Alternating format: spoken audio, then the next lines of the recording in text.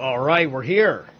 This is it. How's it going, everybody? There may or may not be people for a while. I don't get a heavy amount of traffic here, but it pays off later on. A lot of my videos, they get like 50 views after the fact, etc., etc. So, it won't go unheard. Welcome, everybody. This is Zerilath Immortal, and I've got a special guest on today, a friend that I have made in network. We've known each other, I think, for a couple years on Facebook now, and have gotten much more acquainted with each other since the network coalesced better under the Temple of the White Dragon, and we started talking a lot more, and Marja has the Love, Truth, and Beauty website and YouTube channel. She's been in this war that this conversation's going to be about for a long time. I wanted to actually open up with a little bit of a poem because I have very strong feelings about this, considering, very few people my age chose to do this kind of thing in activism on the internet and doing research and all these things going back to 2012, being somebody who was 32 years old in 2012, primarily because I spent 11 years trying to understand 9/11 to the point where I said, this is important, and why does nobody else want to do even a monicum of the right thing about it? And now here we are, and everybody's got awareness, and still nobody's doing the right thing about it. So, woe unto warriors who wander the field. Swords are broken, lost were shields. The sound of doom cloaks the mind. The scent of white lilies grow the lie. Time is short, families tending. The king has fallen, despair is trending. The sun came back, and you gave up everything. All right, that's my short poem. Pretty awesome. Marja, so how are you? We're here because we're both very passionate about like a form of a movement that was here for the truth, for liberation, for self-empowerment, the fall of the cabal, and all of these things. Perhaps too many people see it too much as grandiosity. I don't know, but tell us. Let's get you to open up here and tell us how you feel, and we'll work through this conversation. Okay. Yeah. Well, I'm tired. I gotta say, I'm tired. In 2012, I was 53. Yes, 53. And I was expecting things to be a lot different back then. And certainly right now I expected things to be way more different than they are. And they're not. In fact, they're fucking worse, as far as I can tell. And it just seems like people are getting bogged down. And by people, I mean the people who are on the verge of self-awareness, on the verge of realizing how things actually work in the world, in the real world, that is. Recording in progress. I'm seeing that folks are much more offended by my delivery, Mark's delivery, whomever's delivery, than they are offended at the actual evil that prevails and runs the world. And that, for me, really bothers me. It bothers me so much, I lose sleep over it. I really do. And I kind of gnash in my own little universe, what is it going to take for people to like really see the dire straits that we truly are in when everything is by design controlled, manipulated, distorted. There's a constant divide and conquer. Just pick an area and there's a divide. Yeah. It's this insane mix of the collective shadow and individual shadows, because the evil as an existential force leans in on the collective shadow to leak in and poison you on a personal level.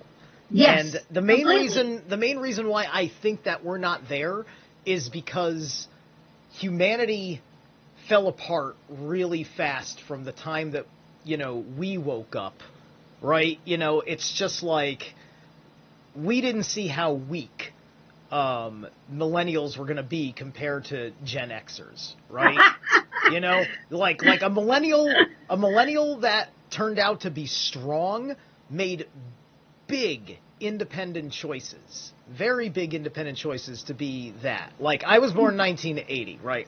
I'm cusping. My attitude is completely Gen X. I can't millennial at all. Yeah. Right? So, but at the same time, I was super young to have half of my peers were millennials, because I have friends that are a little bit younger than you, right? So you're kind of catching their interest, which is kind of cool, but also kind of different. And it's just noticing how the interests were getting a lot more. It was like in one way PG rated, and then in another way X rated, and then that turned into a really weird divide, right? Like, I grew up loving anime stuff, right? To me, it's like Akira, Ghost in the Shell, like all the cool hardcore stuff, like high fantasy or cyberpunk type of stuff, anything with like the cool high detail animation, and compelling esoteric subject matter.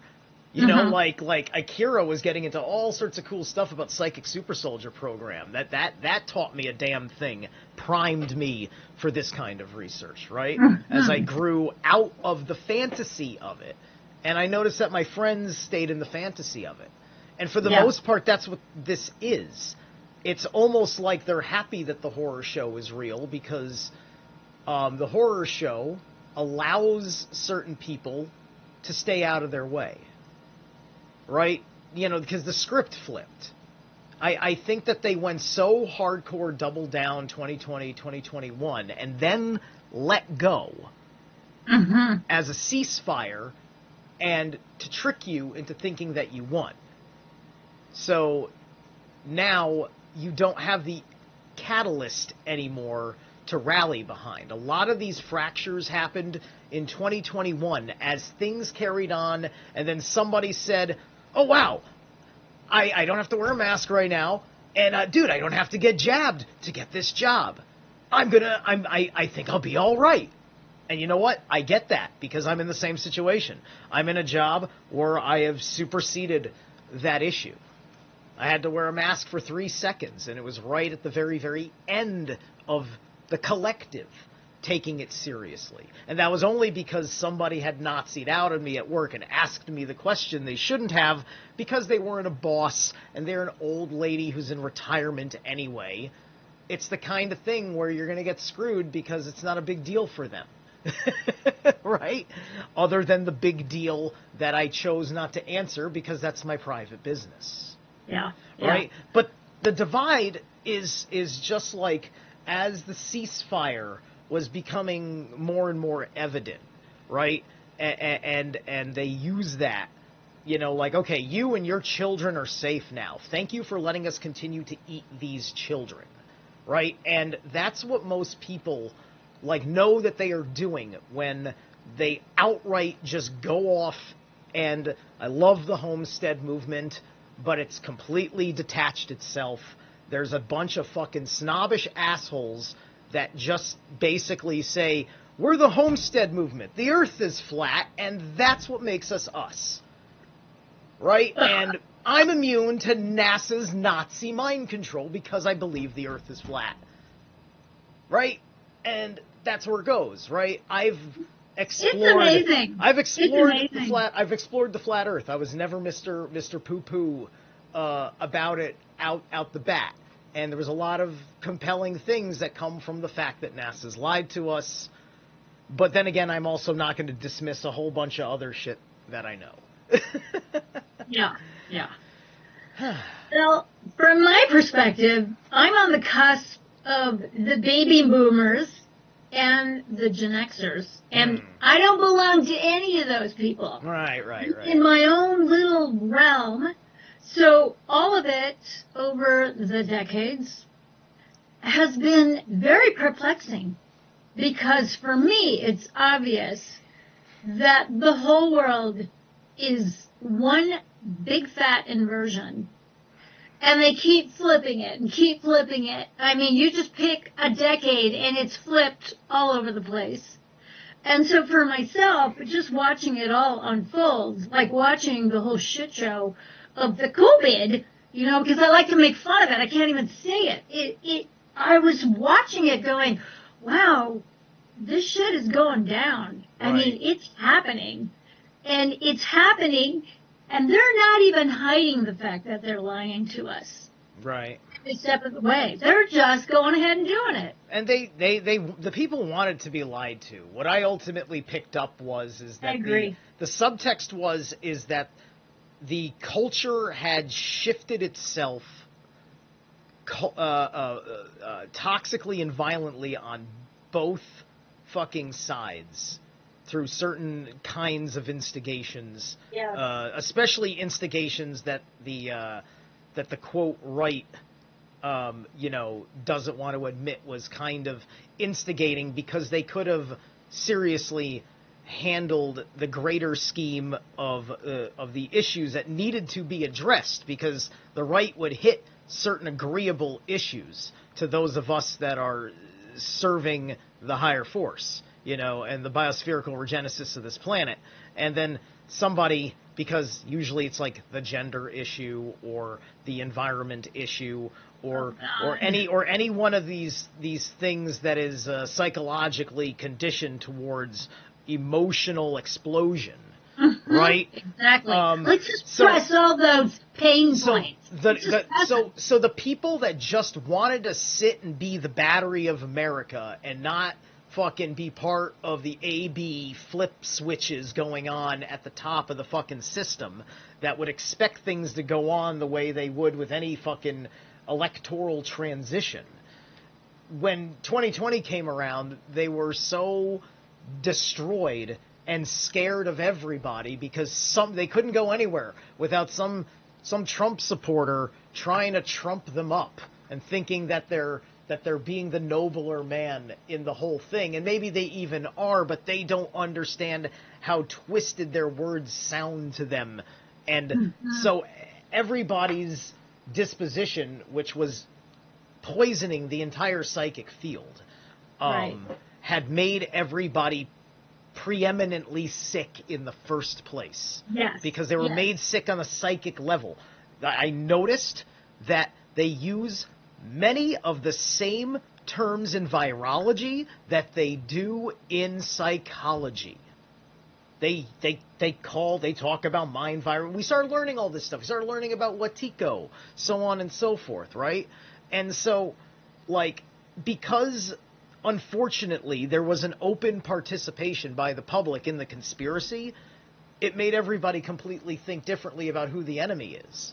Now, how the hell are you supposed to fight when it's not about stand up and fight against terrible lawmakers and the piece of shit law enforcements that blindly defend them, right? It no longer becomes fucking about that, because look at how badly people that you've surrounded yourself by, that you thought wanted a better truth, a better freedom, a better humanity in the world or something like that, is standing against you, while you're standing very well with the proper knowledge and wisdom and demonstrating it to them in real time, and they're like, no, right? And so I had Yeah. to completely rethink my relationship with everybody, Mhm, right? mhm. You know, Yeah. as Heidegger put it, the existential Dasein was at war with the personal, with the personal Dasein. My existence, my state of reality, was being forced to change by the circumstances of 2020, and some of us made much better decisions, and there were many decisions over many of these years to make as the world was reevaluating itself. Mm. Yeah. Yeah. I stepped back. I had no other choice than to step back because of the literal insanity that I was witnessing of people that I thought were reasonable, and reasonable as in people who were capable of thinking critically, thinking properly, setting aside feelings and not weaponizing those feelings and not going with duh science. Oh my God. I just had to I realized we are just going dumber and dumbest here. And there was no talking to insane people. Yeah. And I did. I tried. I tried my best. And all I would get very, very clearly that regardless of which side of the aisle these people were on, they each side wished the other death and destruction. Mm. Mm. And for me, the immorality of that alone, that mindset, was just, I couldn't believe this was where we were at. Yeah. Yeah. And it was heartbreaking. It was honestly heartbreaking for me. And I don't think I'm over it. I don't think I'm over the heartbreak. I've lost a lot of friends. I've lost a lot of family. And good riddance. And I feel like I lost a lot of my community as well. Because, like I said, regardless of which side of the aisle you're on, doesn't matter. Wishing other people harm across the board because they don't hold the same beliefs as you do or aren't making the same choices. I just find that it's despicable to me. I feel like we have lost our way. Mm. Mm. Yeah. I find myself having to go back to Mark Passio's treatise on natural law and re-examining all of that to be very, very helpful. And as far as I can tell, I stand strong in my convictions, but I'm not able to convince people, and Well, yeah, it is what it is. It's very difficult to get someone to hit into that kind of activist posture. It's just like one of the things I said in my little poem here was that the families tending, right? Like I said, we're in this ceasefire now, and it's not, and like beforehand, it was just a relentless subversive assault because of the agency and the abuse coming out of people that trusted all these different organizations. People trusted the CIA, and they got destroyed, the FBI, and they got destroyed, and so on and so forth. And it kept the public from really thinking with any credibility that there could be any amount of that kind of evil going on.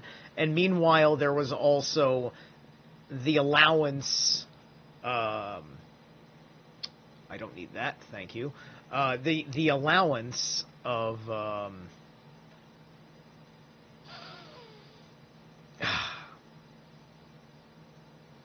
the allowance of things like the satanic cults that Mark came out of to really kind of establish certain things in attitude. And because Satanism is there to fill the hole for people that get out of monotheism or want to get out of monotheism per se, and they can't go back to just being a pagan, because then they're going to have to look at someone like Tyr and say, oh, wait a minute, I can't just do what the fuck I want. It doesn't exactly work like that. Not all those gods are amoral. Some of them are gods of morality, and look at that. The mythos says that they're an integral part of everyone's soul. Damn. Right. So, it's like I did this, like, I stuck my neck out when I was not working out, didn't know how to fight, didn't really have much in the way of firearms going for me. And I just sat there and I said, okay, I'm going to talk about X, Y, and Z crimes against humanity that I've heard that they go after people for telling the truth about. So I'm going to go do the right thing and see what effing happens. And, perhaps I'm just protected by the merit that it seemed like I got 3 views, and what 3 views is going to do anything for anybody. But, I kept charging forward, and as I kept doing things that at the very least those instances got attention, I made impressions on people. People told me they changed all sorts of stuff about what they were doing, and were living their lives a little bit better, right? Because I was ahead of the game in certain basic facets of wisdom that came into way more full spread with people doing their own personal sovereignty work, whether it be like the homesteaders, the natural law studiers, so on and so forth, right?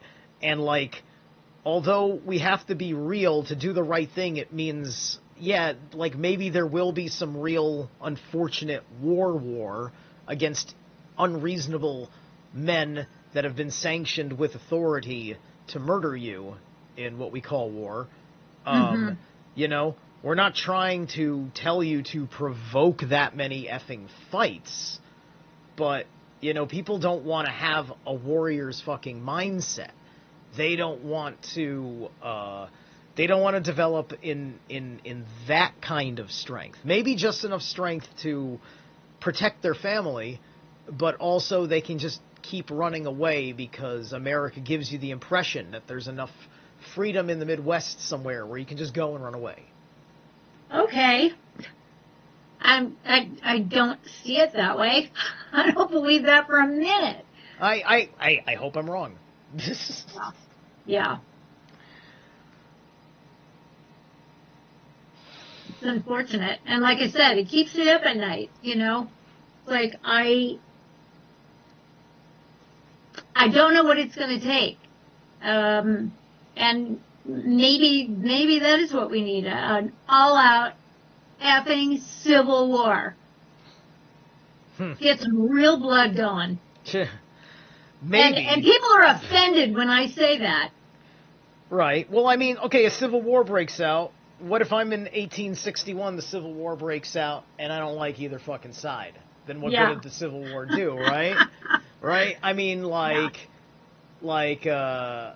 it's certainly a hell of a pessimism, and it certainly corresponds to a failure if you have stepped into the arena of the fate of whether that's going to occur or not, right? And that's the thing, is that, like, and it should be the thing, like, I don't want there to be a war tomorrow, but I will have fists that are ready for it, because that is a form of wisdom they are trying to convince us is unnecessary. You are not qualified to be strong. You're not qualified to be a defender. Right? And they will give you a tremendous amount of comfort, acceptance, and all of these things, right? Because in this ceasefire, they're building super comfortable.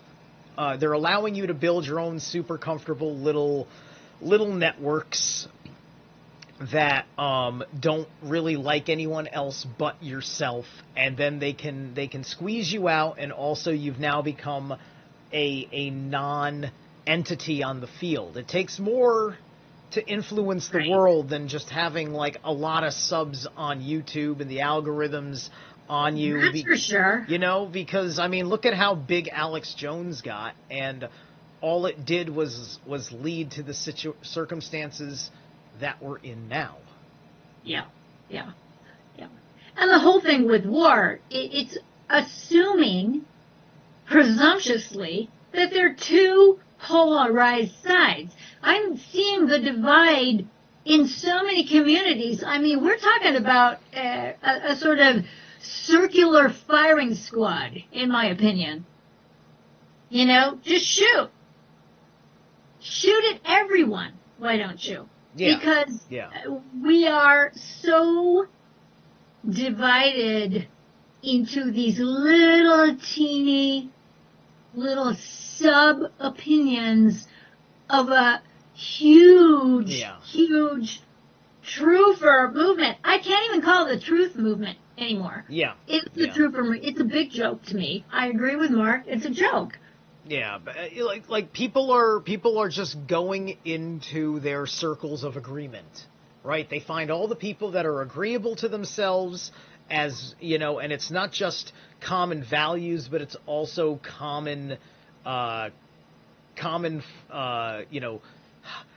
allies and enemies, right? They may be a big fan of a certain person and a big enemy of another, right? I've talked about how like me, I cut myself out of a friend group that made me feel a little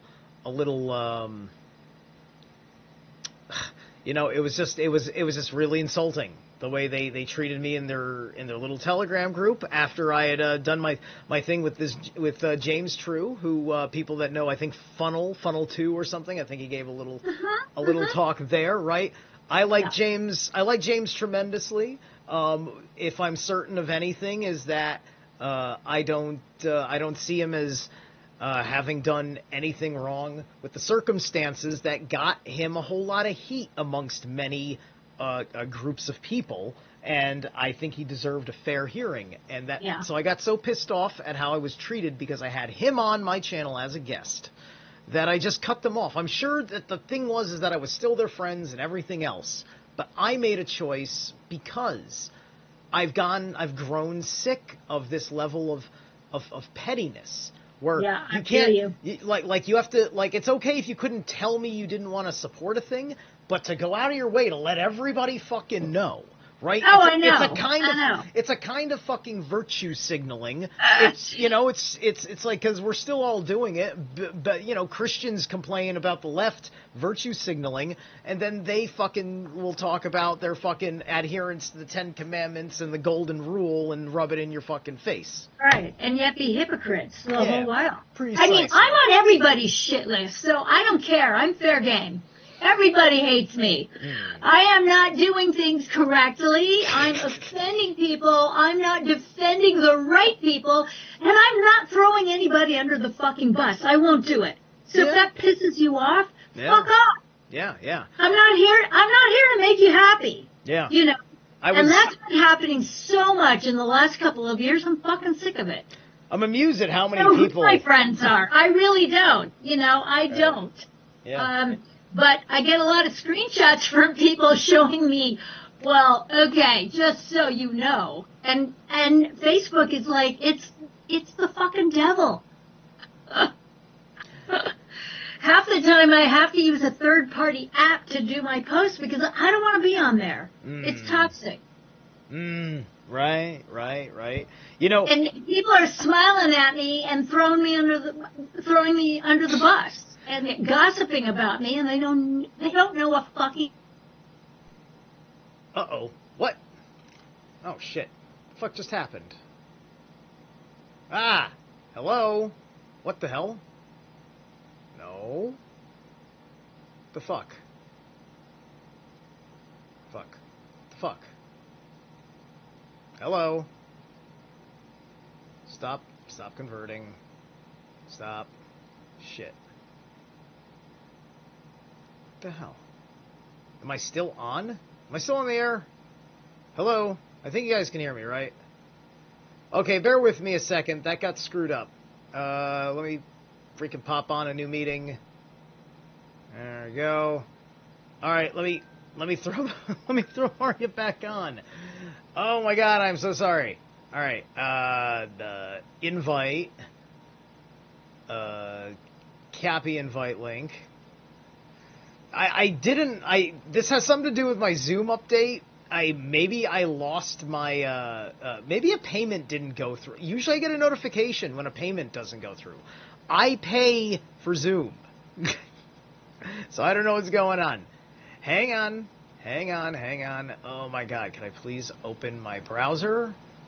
Okay, there we are. All right. You got to shoot an email.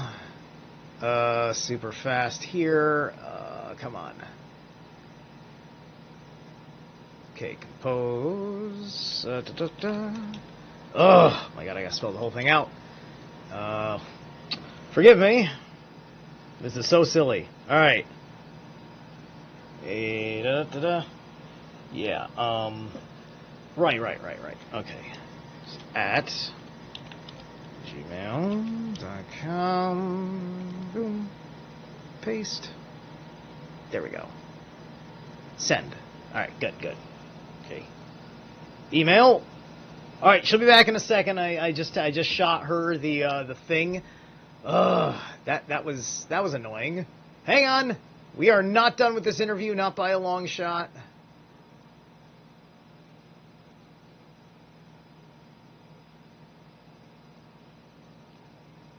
There she is.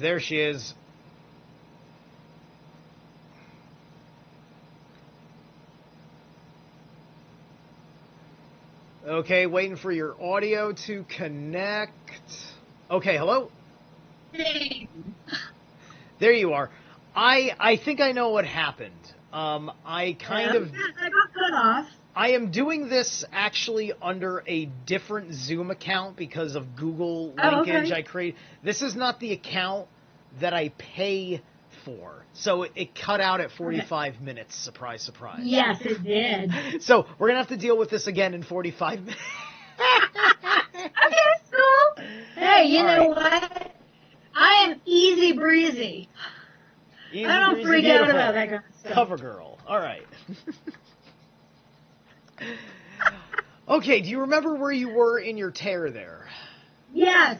I was talking about how much of the various networks and communities on the Facebook and on YouTube, how much they hate me. So, because I'm not someone who is going to throw people under the bus. I want to hear people's sides. That's just how I am. You know, I want to hear your side. I want to hear everybody else's perspective. I think that's how we learn and grow. And I'm not very black and white unless it comes to child abuse. And I am going to be very black and white on your app. Okay? Yeah. So, just in terms of people have different opinions or different perspectives, I want to know. I want to hear your arguments. I want to see your evidence. I want your fucking receipts. But don't go into name calling. Don't do the he said, she said, they said, we said nonsense. And I can't take that kind of stuff. Because at the end of the day, if that is all you got, it's not going to hold very much water.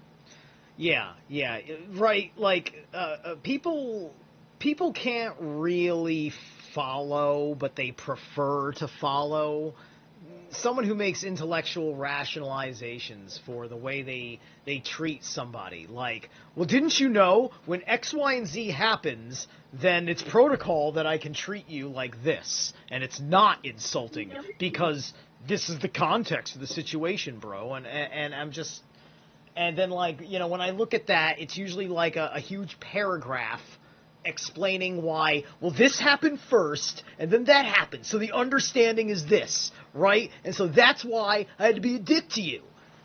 And I'm... No, I don't know what this is. I don't know when we had conversations like this ever in our life, I'm a heart-to-heart conversation. What is this intellectual shit that you're dumping on me? It's very simple. You either recognize that you insulted me, or you didn't. You know? Yeah. It's very fucking very juvenile. It down into name calling and all that kind of stupid stuff. Yeah. I'm not impressed. Yeah.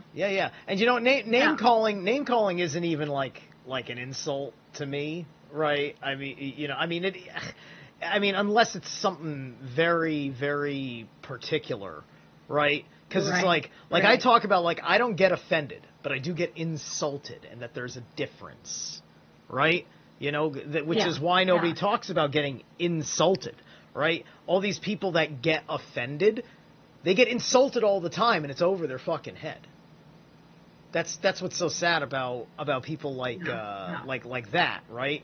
And then, like, you know, like, and I am sure, because I got blind spots and I want to have friends, that, you know, I probably was making friends with, like, narcissists and shit like that, and not realizing that there wasn't that deeper interest, right?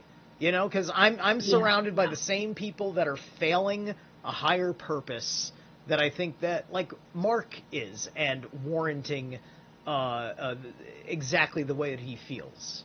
You know, I say that his feelings are 100% and absolutely correct. My feelings are exactly as his feelings on this matter, because nobody's even doing the work, right? You know, which is why he's now talking about forced shadow work, and sometimes I do feel like that. Here. You know? Here. See, for myself, I'm on the front lines here. I'm not a researcher. I work with people every single day. I am there listening to their horror stories, listening to their challenges, hand-holding them through those challenges, endeavoring to teach them about how to up-level their mindset so that they can change their layer of the universe and align with natural law and understand what it requires. It's not pretty. This is not easy shit. It's not easy shit. And yeah, you're going to have to give up your fucking cappuccino, okay? You're just going to have to give it up. Because some of this work requires a deep dive and a deep re-examination of me, and me. I mean, let's talk about narcissism here.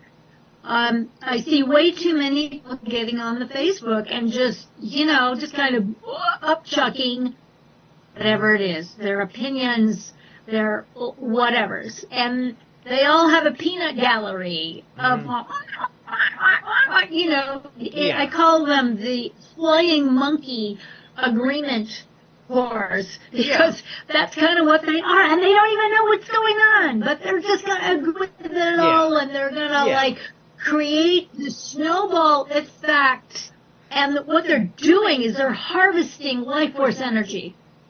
That's what they're doing. Yeah, they are. They're harvesting. They're just feeding off of it. They want to, that they understand, especially because, like, you're not even going to be able to follow, to have any kind of an effect that we're going to care about if you at least don't have, like, a half-assed understanding of magic and the occult, right? And there's an understanding about what it takes to charge your charisma for your magical influence, right? That's a component of it, right? Like, I impress people where I go because of what's on the inside, how it affects how I carry myself on the outside. It's not an accident that a complete stranger will look at me and say, "You look like a dragon." Somebody said I look like a dragon. I wasn't dressed like a dragon. I didn't have any makeup on. My skin was not any particularly scaly that day. I was just walking around my store, and a customer said it. Just me looking like me. I couldn't even see my muscles. I had a shirt on, covering up my bicep. So it's just like, it's an aura, right? it's and and people will troll you to try and consume your light, right? This is the dynamics of Hati and Skull in the Norse mythos, right? This is that psychology playing out. You know, and I cracked that code a long time ago. You operate the moon and sun against the opposite wolf. Hate wants to swallow the sun, so the moon is strong against hate, as it says in the Havamal. So you use your mind to outwit the haters. And then you've got the ones that shame you. This is Skull, right? They're the ones that, you know, they're the ones that think they can undercut what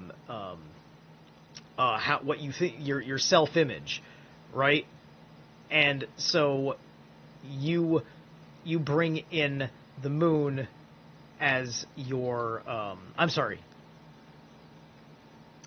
When you're trying to swallow the sun, you bring in the moon, and then the moon protects the sun from Hati, and then vice versa. So then the sun protects Mani from Skull, right? And so when somebody tries to shame you, you puff out your chest and you double down on who you are, right?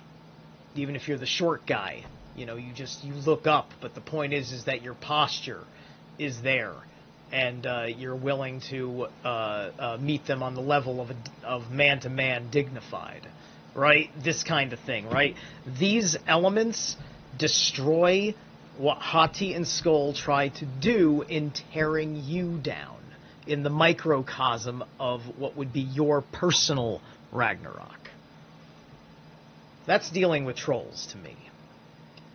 Okay, that's what you do. Yeah. I teach energy kung fu mastery. All those trolls, I give them nothing.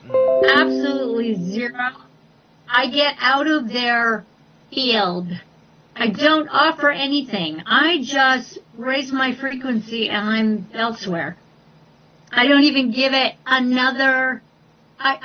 iota of my energy. What would be the point? So that's how I deal with it. It's actually quite effective because anytime somebody's trying to feed off of you, they're a lower energy.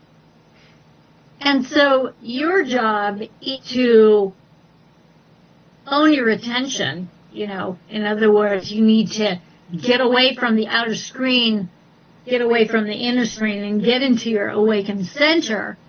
And from there, your frequency gets raised, and they can do whatever the hell they want to do. They could try to curse you, they can do whatever, and they're not going to be able to find you. Yeah. Exactly, right? Like, I have that in my pocket. You're in a whole different sector of reality, of the universe. Me, I personally, it's not that I'm quote-unquote asking for them, but I demonstrate, okay, a troll's going to show up. Now I'm going to show you guys how to have some fun, right? Because the troll, what are you going to do when you're being trolled in real life? You can't just hit block. You might have to actually block, right? You know, because a troll in real life, it's completely different dynamics. You know, it's just like me dealing with a troll. If I'm not even on camera, I don't even have to have good posture. I can be just I can take 3 minutes to freaking reply to everything he said. If he's standing right in front of me, that's a real-time situation with witnesses. You have to be able to respond in real time. And you have to also not be afraid to, perhaps be capable of throwing a punch, depending on the level of insult that he thinks is appropriate. Yes, this is true. Defend yourself. Yeah. With lethal force, if necessary. And I've had that happen. I've actually been physically attacked. And, it's an interesting experience. And I've had to throw down a few times. And that's what you do. Is it the end-all, be-all? It can be. Right. The And there are consequences to doing that. yeah. Well, it's like the issue in a fight is not winning or losing the fight. It's what were you fighting for, right? It's kind of like in wrestling. It's just like you're not fighting in wrestling to win the fight. You're the fight is going to be won because of how you handled the last fight. You're demonstrating your prowess. That's what you're doing. You're demonstrating your prowess in the terms of that fight.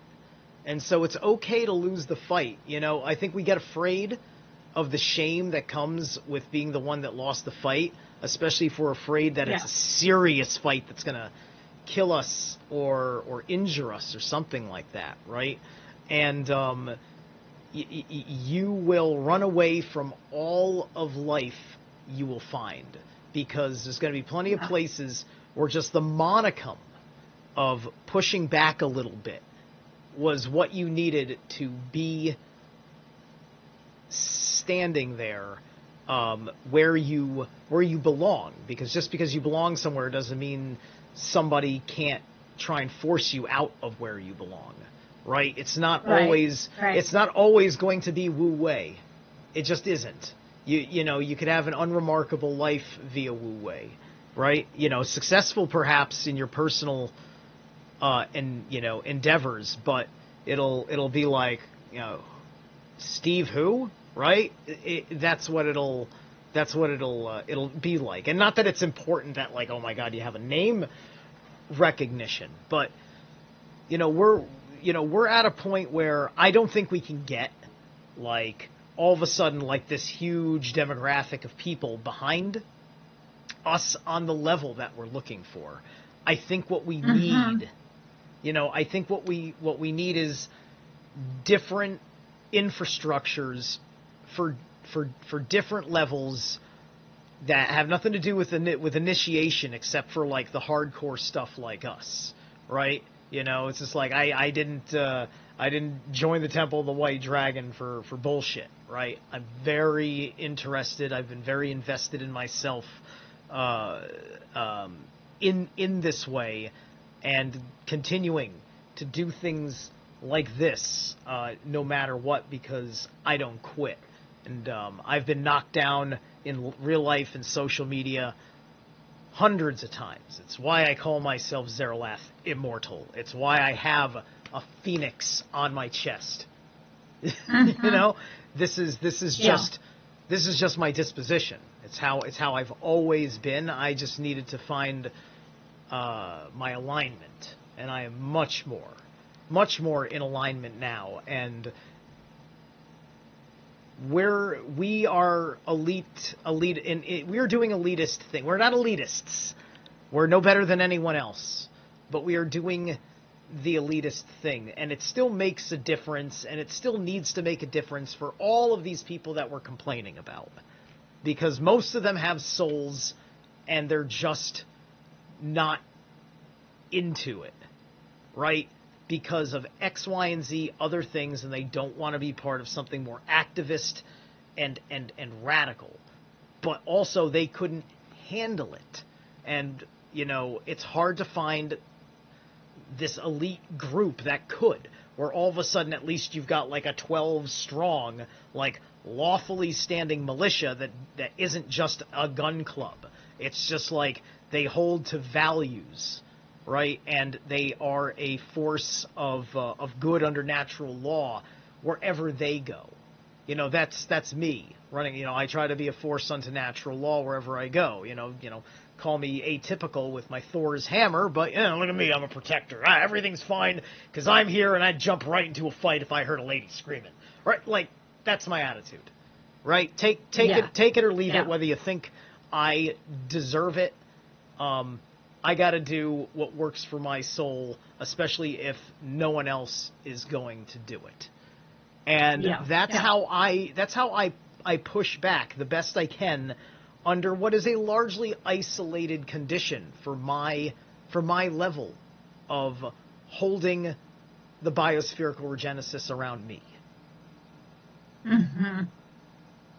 Yeah. Good on you. Right. And I try to be an And example. that is what it's going to take. And it not only takes that, but it also takes the realization that when you take a stance, there are consequences. And I think that's where a lot of people get really kind of waylaid. They don't want to suffer the consequences. They don't want to be accountable. They also don't want to be isolated like we end up getting isolated. People like the right influences turn on people that have liked you for years, supported you for years. All of a sudden, like, you've lost all of your social credit that always existed. You know, we think of social credit as how they're fucking you over in Facebook. That's just a representation in a digital principle of what's kind of just part of life in general. I don't know if I don't know if it's like. I don't know if it's how much of it's associated with any core wounds, but this goes all the way back. You know, it's just like your tribe worships the wrong God. Right. And it's not that you worship the wrong God, but you see the practice of that tribe and their culture, and then it reflects upon their God, and they just blame the God because it's their God, right? And look at how they act and what their God permits, what their priests say that their God permits, and then it all just gets wrapped together, and it's been like that since at least the last devastation. Yeah. Well, you have to be over your family of origin issues, that's for sure. Because there are a lot of people that gravitate toward these communities because there's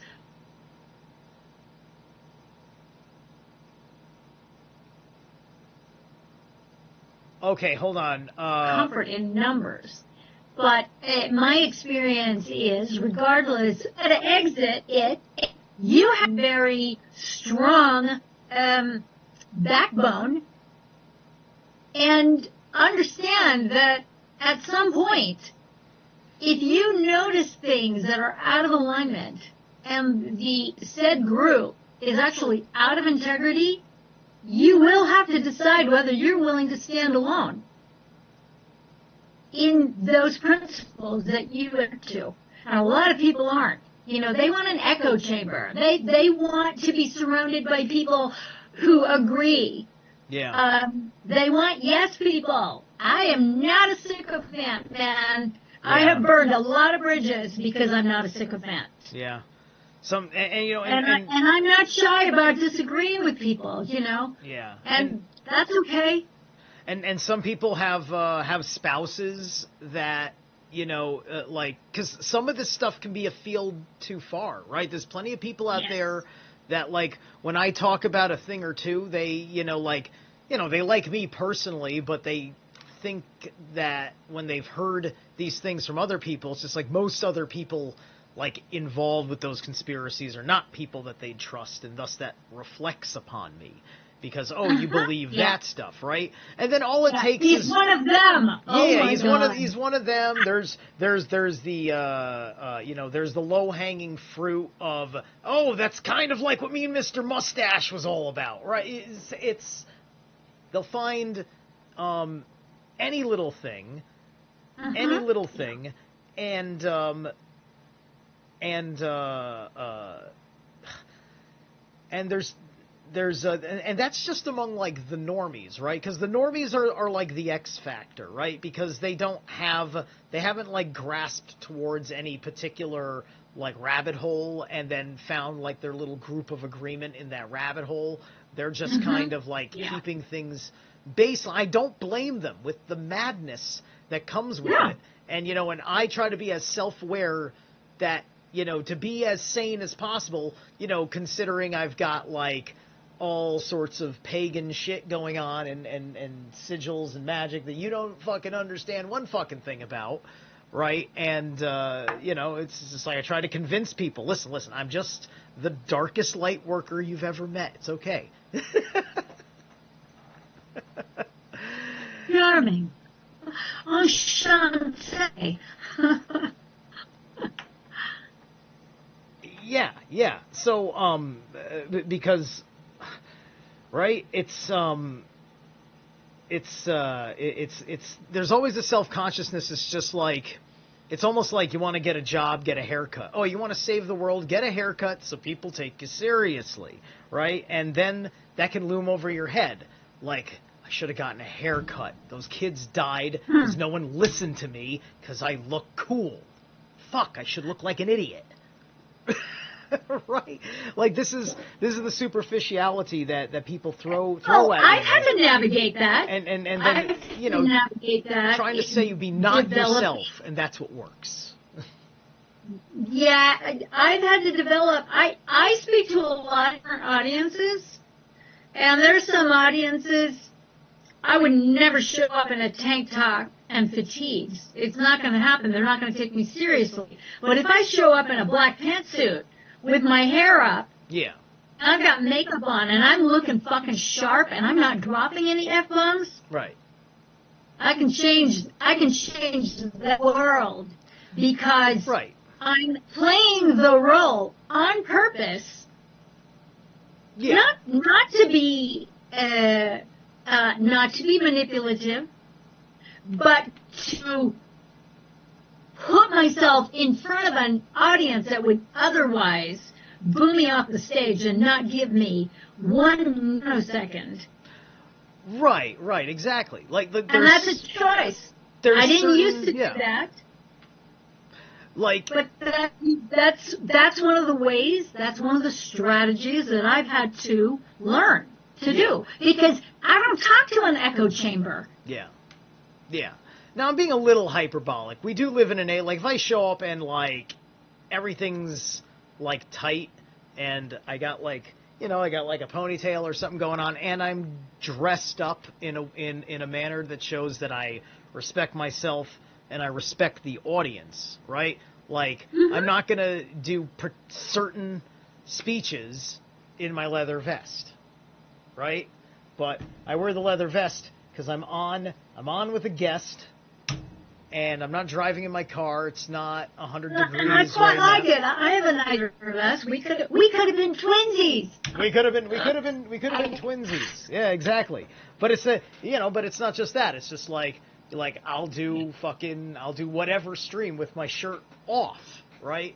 Being comfortable while also talking about things that are deathly serious, because I'm in a position where I gotta do my thing with my life, but I stick my neck out there every single day. I'd rather live in a little bit of danger to make the world a safer place. Here. I want to walk around. I want the Illuminati to say that, God damn it, he is an expensive threat to take out. We're going to have to wait for the big psyop to fight him. That's what I want the Illuminati to say. I want them to have to fucking, like, we got to spend $1 million on a drone strike because no one would believe it if we killed him that way. Like, Steve's that.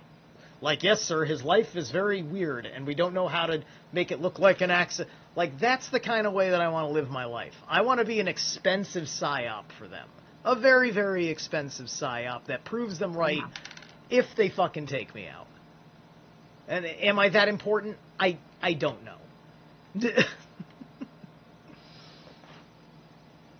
Area, I call it waltzing in and out of the matrix. Undetected. Because that's part of the magic of being able to wield reality. Yeah. And mold it to your liking, is that you are stealth. Yep. Yeah, this is, And I love that. I love that about how bending reality can be. Or I can be, say, in a public place, say, like the Costco. Like, every now and again, I end up in there with my partner, and I am walking out of there. I see all of the little cute little zombies, and they're just doing their thing. They're just droning on, and every now and again, I'll see some dude, or I'll see an entire family, and they know what's going on, and they see that I know that they know what's going on, and we all know what's going on. There's just acknowledgement. We're all walking in and out, waltzing in and out of that matrix, and it's cool, and I wish it happened more. because there's nothing more satisfying than seeing a comrade in arms, so to speak, at one of these places where, I know for myself, I pray for a pulse, Yeah. Give me some light. I want to see light, and I get to see it, and it's cool. Yeah, it's yeah. cool, and it's even cooler when it's an entire family. Oh yes, indeed. It's that's always something else, and it always seems right now that we're meant to pass each other by, right? It's like if we end up having in the real world connection. Yeah. And, it would be nice to see if things started having more of a community level coagulation, right? It's just like, I don't know if starting a co-op amongst, people in network is the answer. I don't know if maybe we all just got to buy property in one town and just move all into one town and slowly convert the town. I don't know what the F it takes, but this needs to be realer than the internet, because there needs to be something that reinforces it, in real life. There has to be something that, and it's not just a productive meeting. It's where we live across town from each other. I make bullets. I have a cow. I have milk. Right. Like, and you have like whatever. You've got some sort of cohesion amongst yourselves, right? You can hold each other accountable. Each one of you is a phone call away in case the cops need to act like tyrants. All right, we got about 10 minutes before this Zoom meeting wants to do that thing again. How much longer do you want to keep going? My imagination. Yeah. I'm having a great time. I'm having a great time. I mean, we can go. I'm not. All right. I'm not shy. Yep.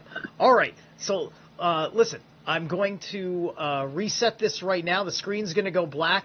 You're still going to hear me. I am going to make another Zoom meeting and put another link up. And then next time I do a guest, I'm going to make sure I use the right Zoom account that I actually pay for. All right, Marja. Okay, we'll be right back in. All right, darling. Actually, hold on. Let me actually. No, I got to make the new meeting first. Okay, we'll be right back in just a second. All right, end meeting. Okay, so you guys should still hear me. And then I'm going to make a new meeting. All right. All right, good. Then I'm going to hit the invite button. Copy the invite link. All right. And just got to jump back into my mail room over here and do the thing. All right. Compose. You remember this? No, you don't. All right. Okay.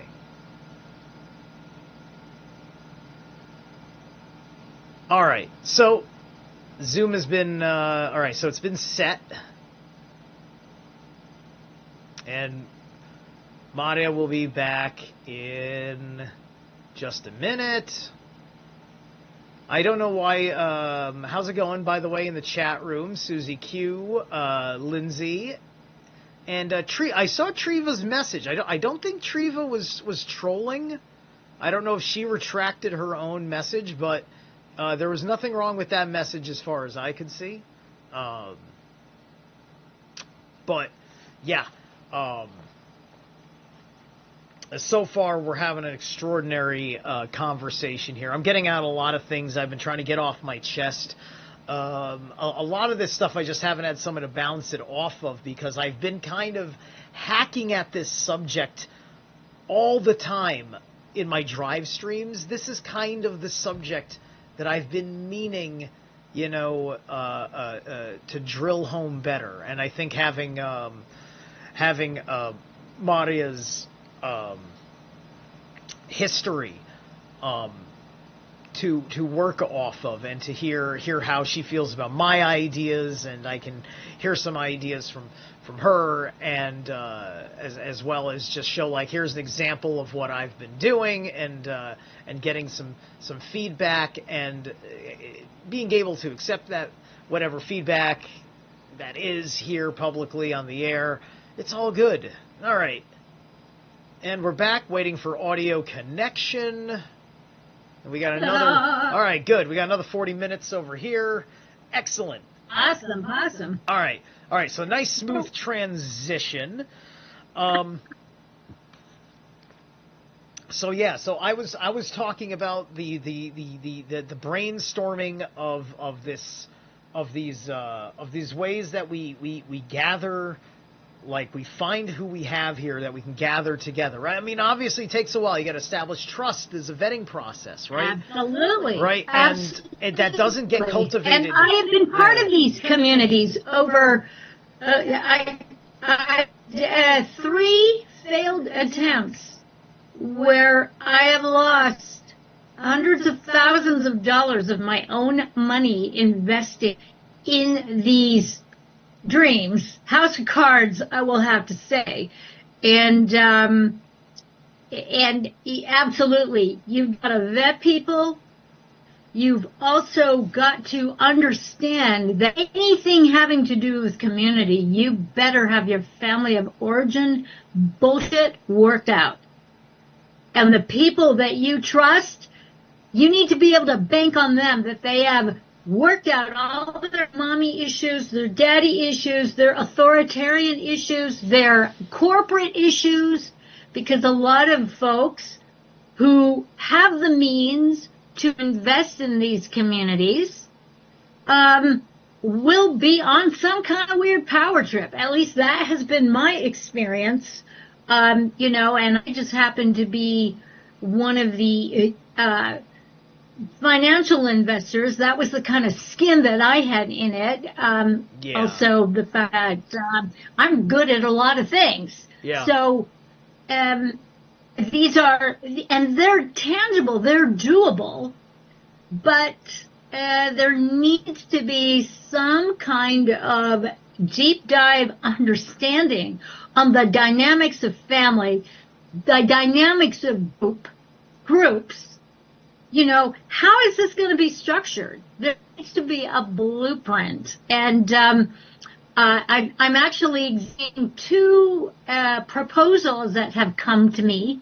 None of them are here in America. I'm fascinated by the whole thing. It is definitely on my list of I love this. And I got to be honest, I'm not that I'm not that confident about it, because our relationships are in trouble. And if you're not doing shadow work on yourself, and you find yourself in a big group of other people who haven't done the shadow work but are power hungry and will lord over people, even though it's egalitarian and it's a conscious community. I mean, people throw conscious communities, that term, around so much, and they have no idea what the hell it means. And it means self-responsibility. You are accountable for all the things you don't do. And when you're with a group of people, stakes are even higher because there's more at stake. Does that make sense? Yeah, it does make sense. Like I said, it's a slow build of trust. I would not want to work with anyone above kind of like a personal craftsman type, right? Like, here's the guy who's like private contractor, plumber type. He has to go to the store and get supplies like anyone else, unless, of course, you've got somebody who is like a welder. Oh, here, you need copper pipe for the plumber, right? So on and so forth, right? And and to keep it on that craftsman's level. Yes, the contributionism. Yeah, the contributionism. I think if anything, you got to worry about like Freemasons getting involved, and I don't, and like I'm sure there are perfectly good lodges out there, but as a general rule, for myself personally, I wouldn't outright trust a lodge. I may trust someone who happens to be in a lodge, but I wouldn't want the lodge to have anything to do with it. I feel you. I feel you on that. Yeah. So Yeah. it's little nuances like that, but like people have to really start like being capable of showing up, right? And there has to be something that brings a show up. And there's already things like that. You know, you can go to Philly, and you know, there's plenty of the network that gets to, you know, have their meetups and things like that. And I don't know what goes on there. I haven't had a chance to go to Philly for that purpose yet. And I should. It's only like 2-3 hours from me. It just usually hasn't matched out in my schedule. But like I said, it's got to cultivate into bigger, like, actual plans, and you know, it's got to work, because obviously, you know, obviously we're all on the anarchist spectrum here. No masters, no slaves, right? So it's very complicated to make that work, because it's gotta honor the natural law. It's gotta be calling back to something that we lost, which makes more sense and will catch on in that 100th monkey kind of sense of the term, as just a wiser, superior way of living, that once you get it going, it becomes kind of easy and thus palatable, right? You know, it's just like I work out a tremendous amount to where I have to force myself to take rest days, right? So I'm in a very enjoyable state of deliberate hard work. Very enjoyable state of deliberate hard work, which makes any hard work I do at actual work very easy, right? So this is kind of like, you're going to have that mentality, because, you know, we're all... Absolutely. We're asking to cooperate in world building here. Yes. No slackers. Exactly. And I use that word very seriously, and offended by it, and you know what? I don't care. Yeah.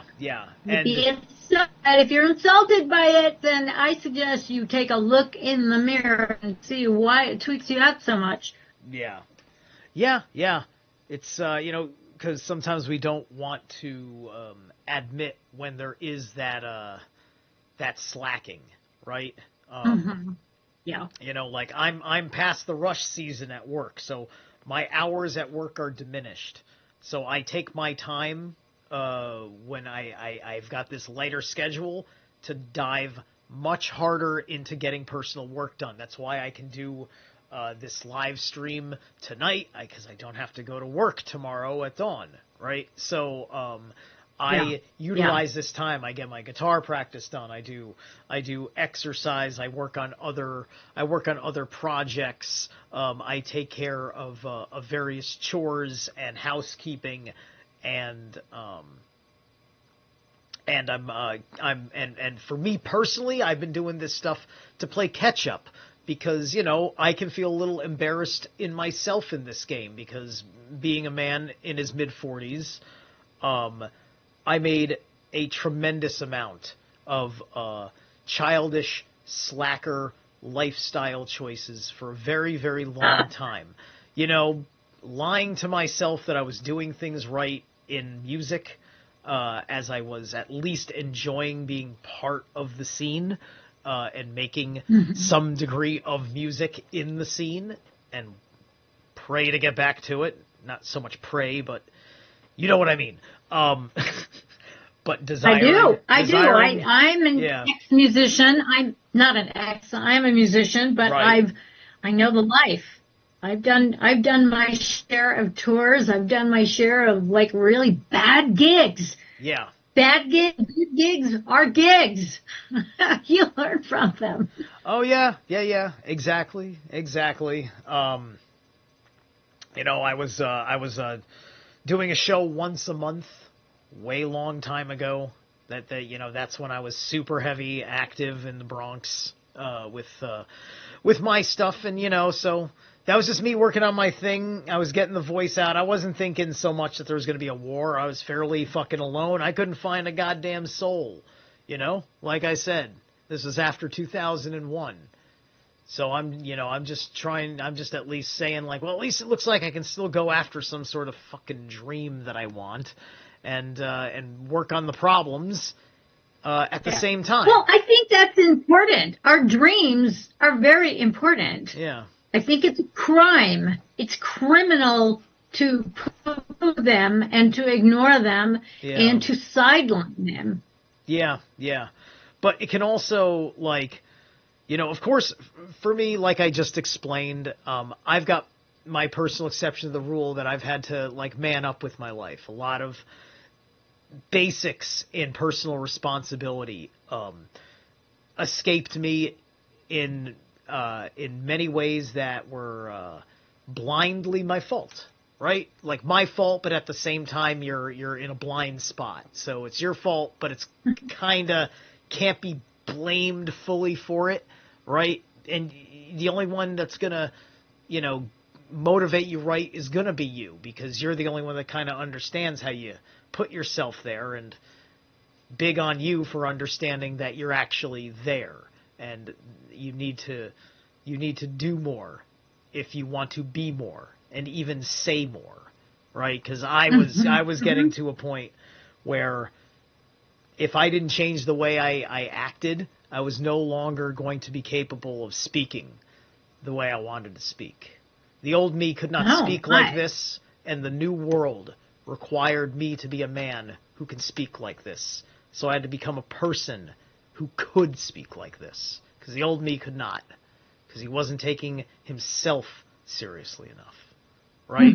And it's unfortunate that not a lot of people can do that while also possibly screwing things up for themselves, because they're also taking hard social paths, right? So it's the element of, like it's like gym bro like memes that like, inspire, motivate you. I love a lot of them, right? And that's all good stuff that'll bring you great success, but then you have to compile that with what you're actually doing as a warrior in this thing that we're all talking about, which then has the opposite effect of being like, oh, he's so impressive, but he said that thing that sounded like me, Mr. Mustache, so no, right? And it's always about me, Mr. Mustache. So what was the game changer for?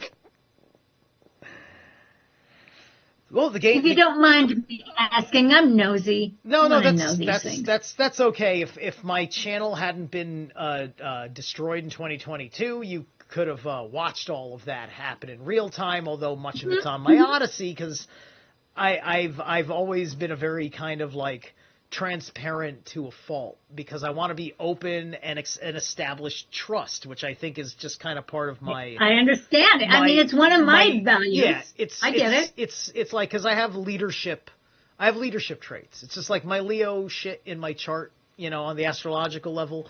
But what flipped me, what flipped me was everything being destroyed in front of me by the end of 2021. By the end of 2021, the only thing that made sense to me was the fucking war, because of what I was facing. Being like, how the fuck am I going to move forward unvaccinated? How the fuck can I keep this fucking up under the way that I am now? I'm going to end up fucking like I was 3 days away from my credit union going into lawsuit because I was defaulting on my payments from the loan I took out from them, right? Like, Mm-hmm. it was pretty effing bad. I did not fucking know what I was going to do. Am I just going to end up in jail, or something? Like, this situation could choke me into a vaccination. And I'm grateful that I found the right situation where, although there was heavy pressure for me to vaccinate, they didn't. That it wasn't part of the company or anything like that. There was just mask issues that I had to deal with for a little bit until it became a non-issue. Right? And so I cruised through that, and Wow. ahead of that is when I got into the exercise in particular. I started doing the exercise and the yoga regularly, and I had found just enough to be a little bit invested in a couple other spiritual practices that I was able to keep up on a daily basis. That was involved with the yoga, the qigong, and all that stuff, Awesome. and incorporating that into everything that I needed, and opening myself up and realizing how much the way I was before was just hating myself. I hated myself and didn't want to admit it. Yeah. Yeah, that's huge. That is huge. And those practices, the yoga, qigong, I mean, these are my go-tos. They've been my go-to since I was a teenager. So, yeah. It's funny because I was at a meeting of my peers. You reach a certain age and there's certain things that you're required to do, quote unquote.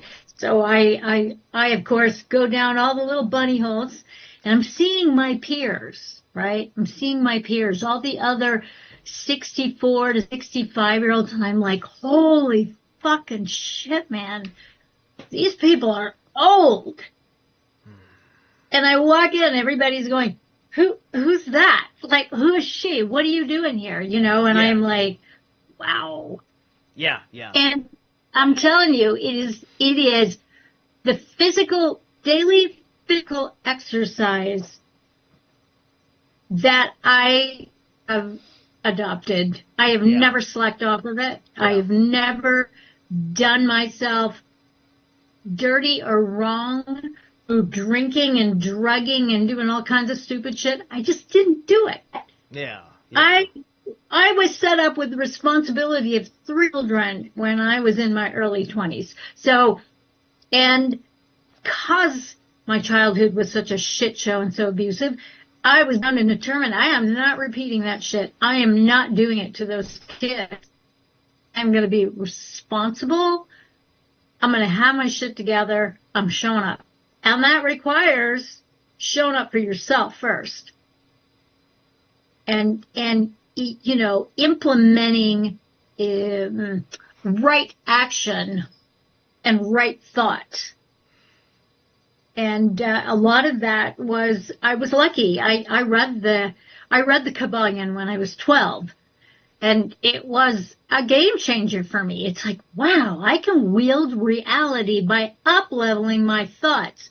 Holy shit. Yeah. The Kabbalion, so fundamental. One of the best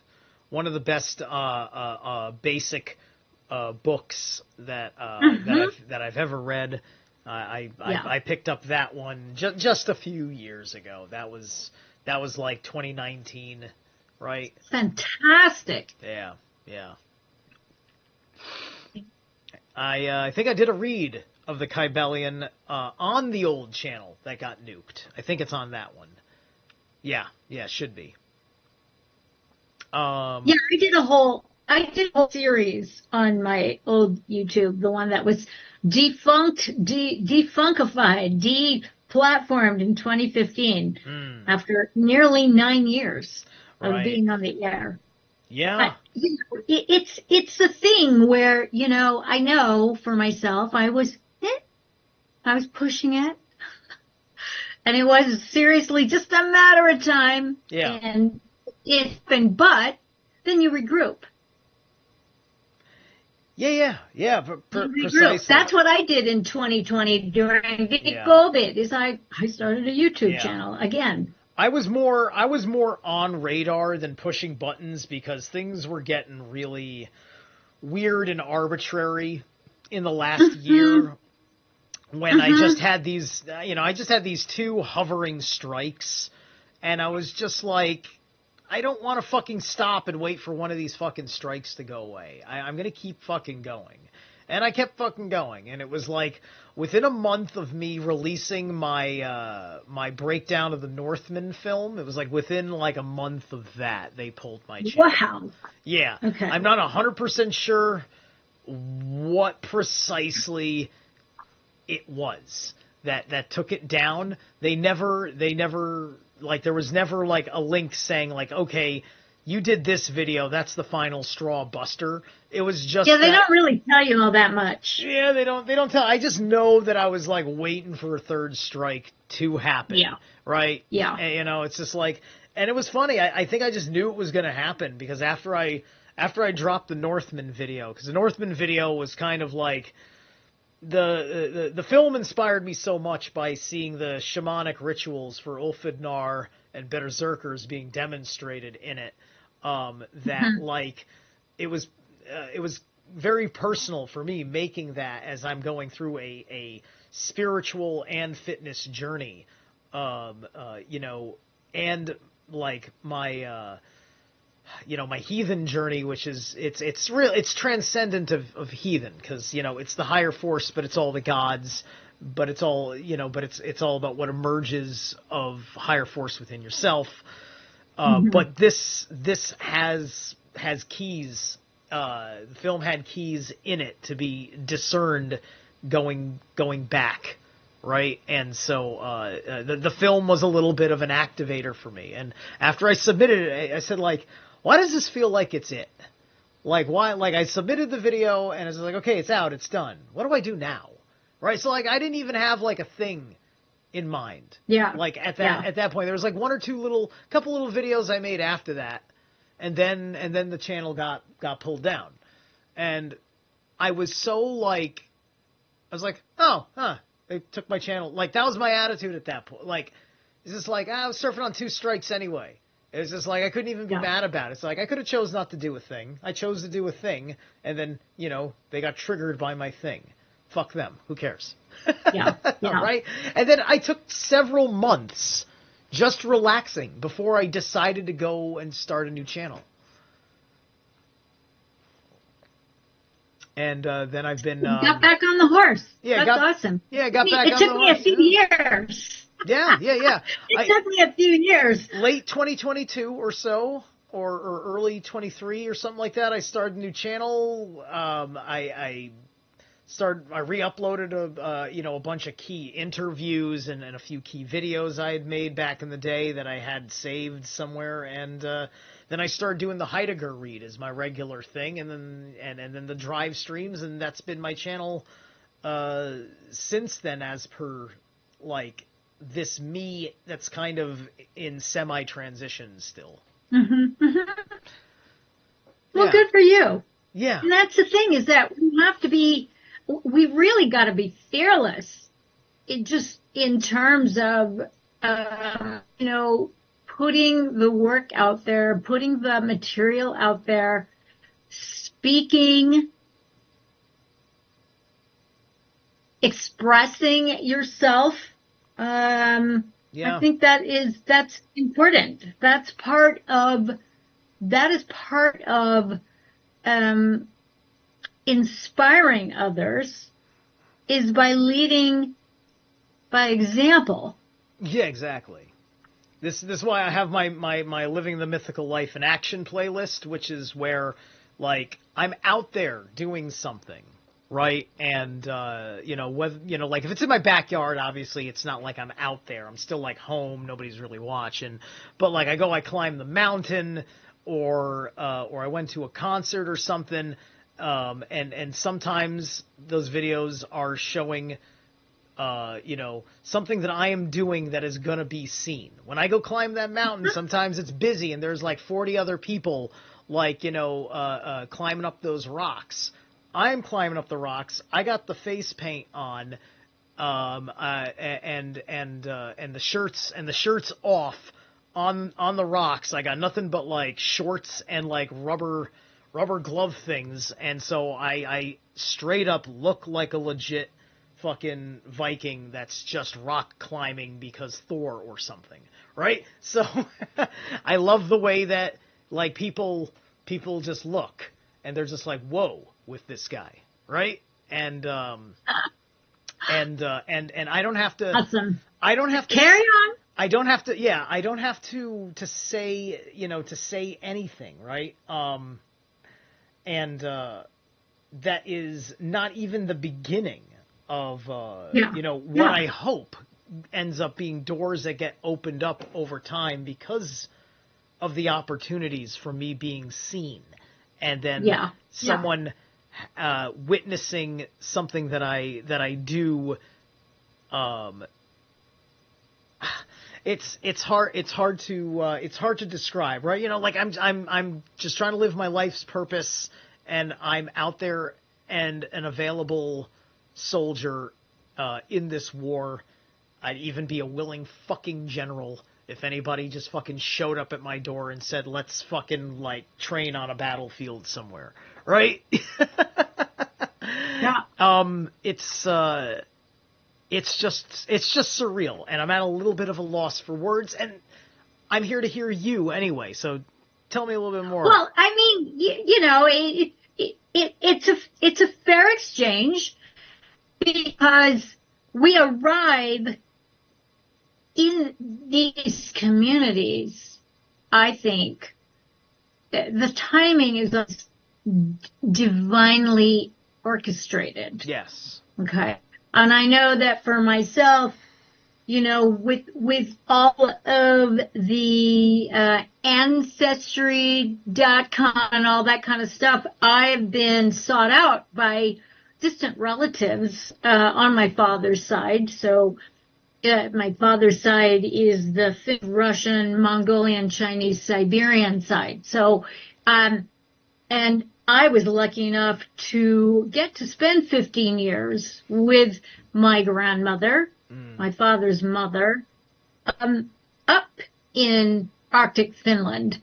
So I got to learn a lot about my heritage, like a surprising like who knew?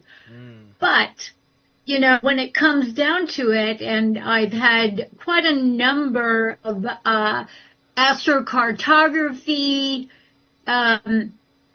sessions with various astrologers, and my blood code reading with Cephicus. I mean, all of my blood code lines converge in Russia, in China, in Mongolia, in Kazakh. I mean, it's just, you can't make it up. So, and oddly enough, I've been to all these places. Yeah. So a lot of this new sort of connection to distant relatives, cousins that I never knew that I had, and they're seeking me out, has like really inspired a lot of this longing within myself, all those blood codes, those star codes. Some people call them star code readings, cosmic code readings. You probably are being activated. Yeah.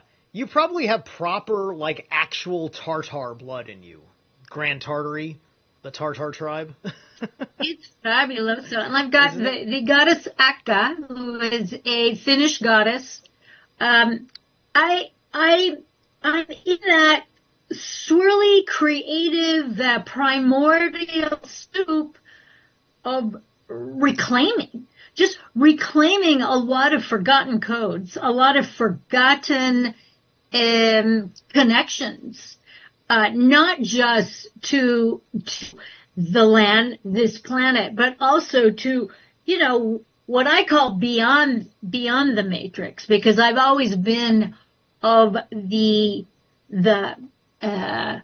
orientation that this matrix prison planet is not a planet, and that the trap of reincarnation, trap of karma, is such that it wants to hold each one of us here based on lunacy and ludicrousness. So I know that for me, forever and ever and ever, I've always been curious. You know, I've been a skydiver, so I've been up there where I'm like, do I see any holes in the grid? Are there any holes in the grid? Where? Oh, is that a hole?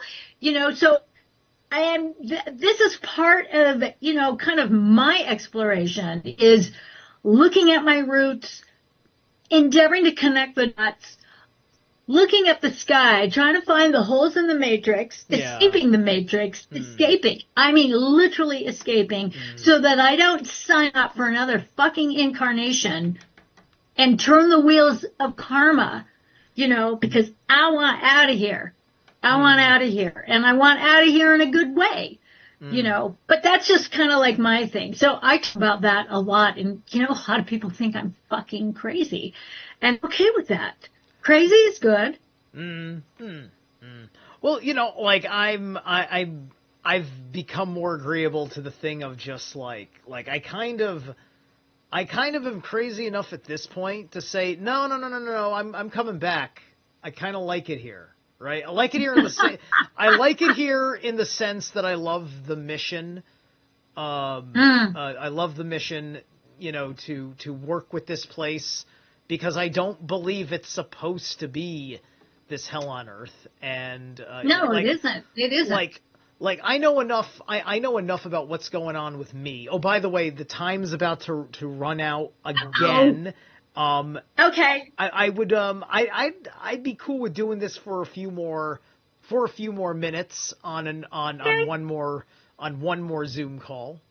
Okay, sounds good. Yeah. But I'm just before the clock runs out, I just do basically just want to say that knowing things like I'm an Andromedan starseed. That's one thing that I know. So what does that mean? I'm obsessed with freedom. I'm obsessed with breaking the chains. I'm obsessed with the liberation of the goddess, because Andromeda is the woman who breaks the chains, right? So I'm here in part to fulfill all that stuff, because it's part of my natural disposition.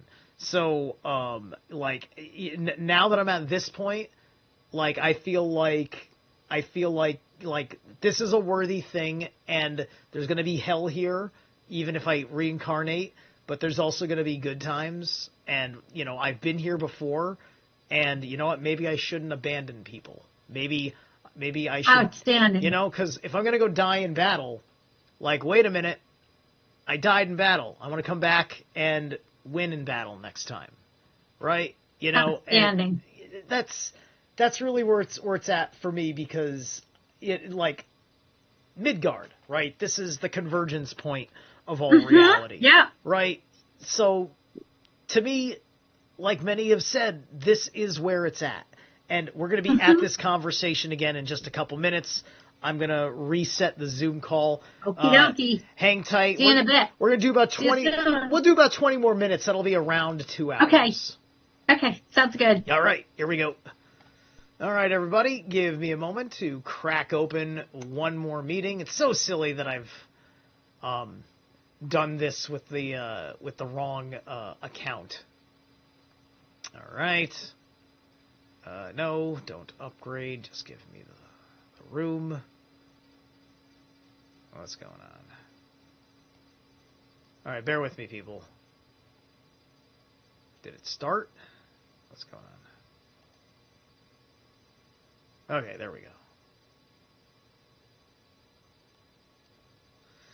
Your next meeting your free meeting just ended. Please wait 9 minutes before starting. Oh, it wants me to wait? Okay, hold on. I can do this, I think. My profile. Shoot. Sorry, folks. Hold on. Because now they're making me change my account.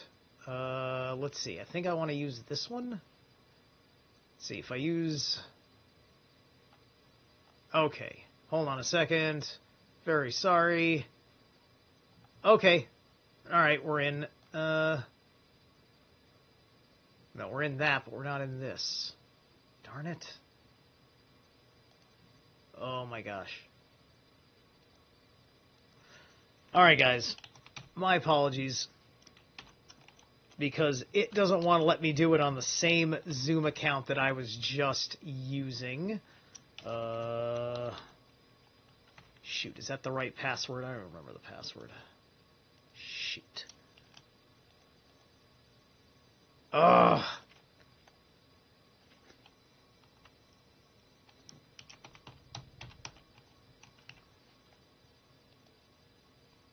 Oh, this is annoying. You gotta forgive me, guys. I can't see that.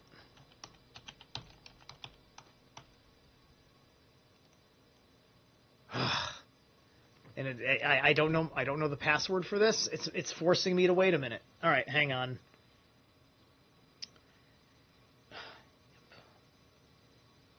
Ugh, I gotta.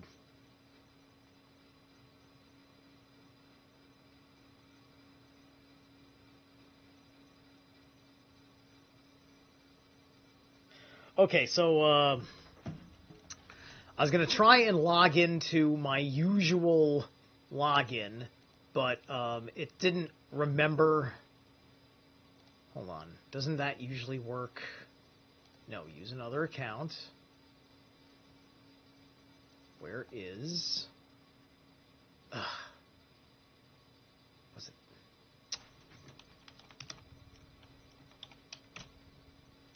Score S. Next. Alright. Stupid. Alright. Almost there. 931-519. Next. Continue. Error 403. Right? Okay. Am I in now?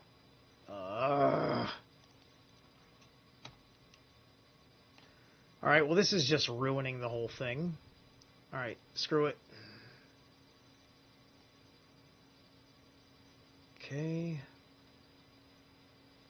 We'll get this back. Alright, is it gonna let me connect now or is it too early? Shoot. Alright, it's gonna make me wait 6 minutes. Hang on. Ugh.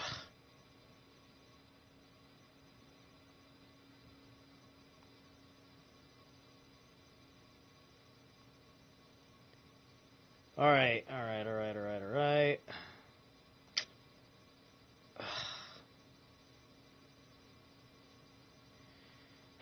Shoot, and I lost my other password. I should have let the clock run out. Alright, Alright, so bear with me for a second. We're gonna talk here. Am I in? You guys can see me, but wait. Oh, that's that. No, you can't. That's just me. All right, that's in the black. All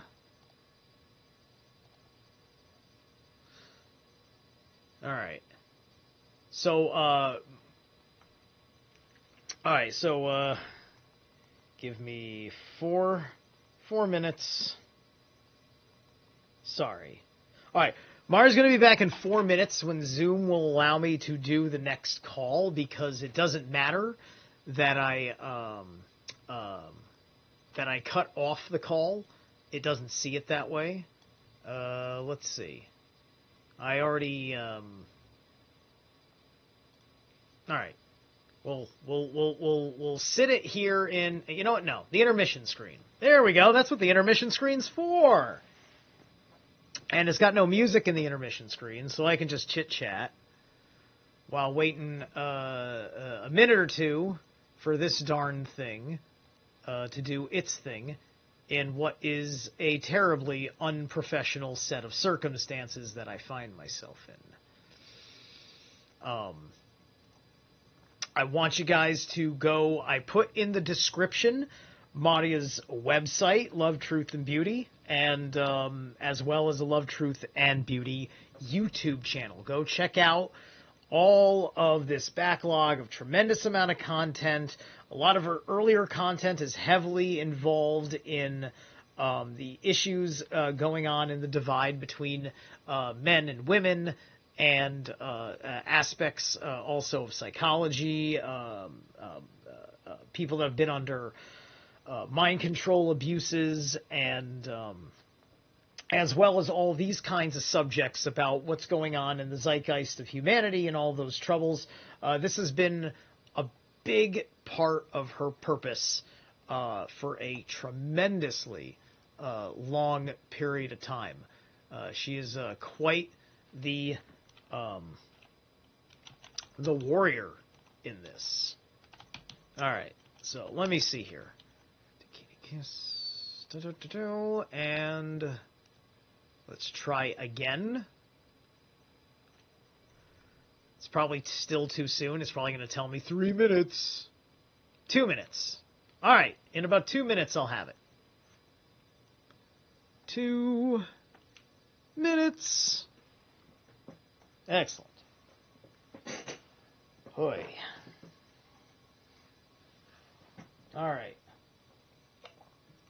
So yeah, I wanted to definitely, like, this conversation's been going great too, you know, because I definitely wanted to have this conversation that had a mixture of the personal testimony, to be honest and reflective of where I am in my shortcomings while, you know, involved in this, quote, war. And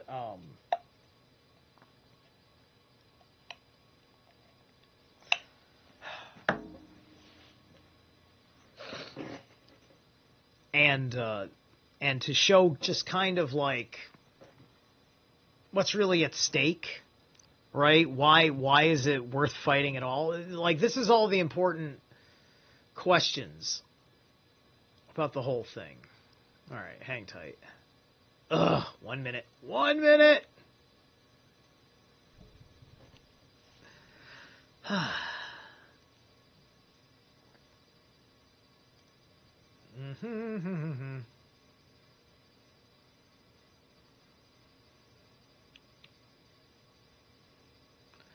I have done my best to have filler thoughts. Even I can run out of a little bit of flow state to share.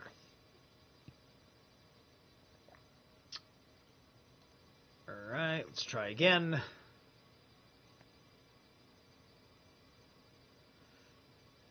Not yet. I'm still early.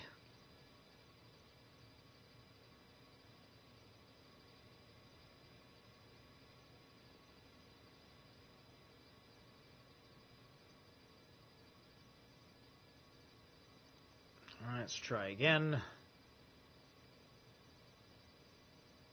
Milking every second for what it's worth. No, not yet.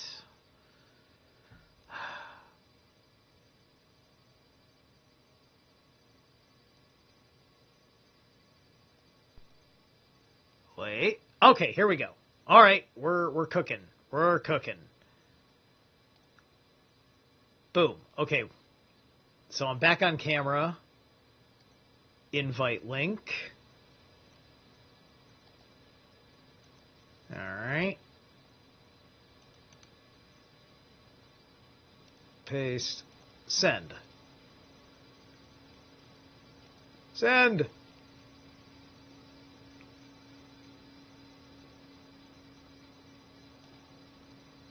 Please convert email address for what? What's going on?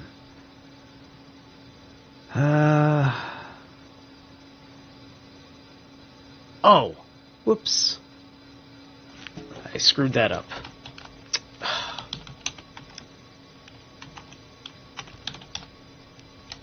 Awful. Just awful. My apologies, people. There we go. Done. All right. Okay. All right, we're gonna go. We're gonna go about 20 more minutes. We had to waste 10 minutes, but we're gonna go 20 more minutes. Thank you so much for sticking around. I know that this has not been the absolute tightest that the show could be, but you know, there's always something. I'm operating from a home computer. Everything is what it is. You know how it goes. Hey, what's up, PK? Good to see you. I haven't seen you in a hot minute. Link doesn't work in description. If I care. Yeah, yes, I care. PK, what kind of question is that? Of course I care. I may have misspelled it or something, because I'm assuming you're talking about the link to Marja's website. So, okay, hold on.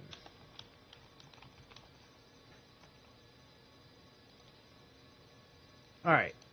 So I will just throw it in chat right now.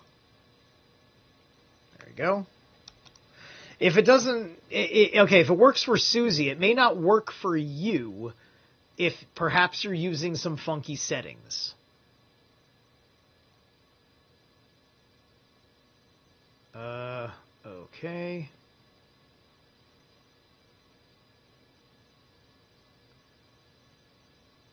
All right, so I'm just waiting to see her pop up in the chat room one more time.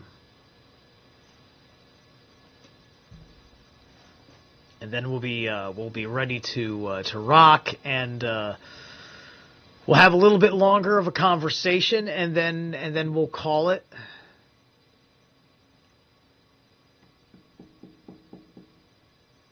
There she is.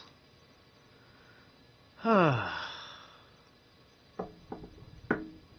right. Audio connection. Hello, Okay. darling. Oh, I'm so sorry. Thank you. No worries.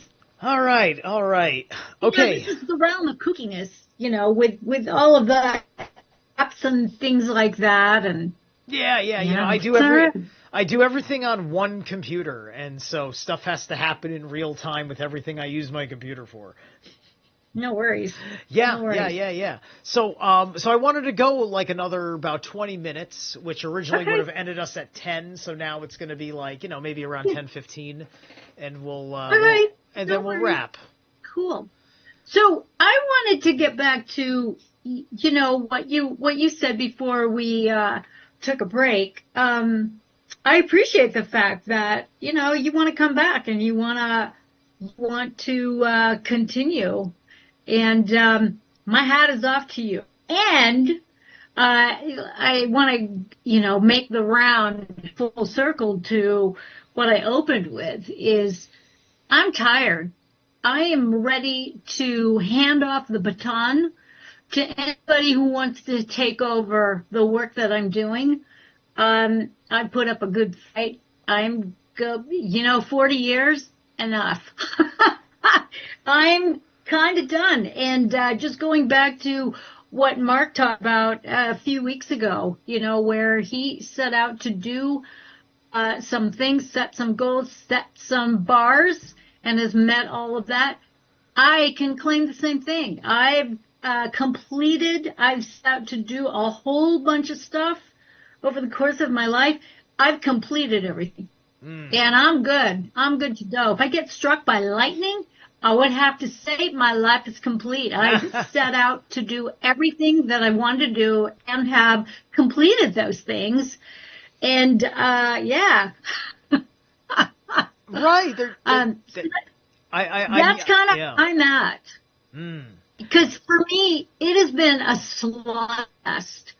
I know a lot of people have been critical. They said, well, look at you. You don't look like you have any problems. And it's like, oh, dude, you have no idea. You don't know.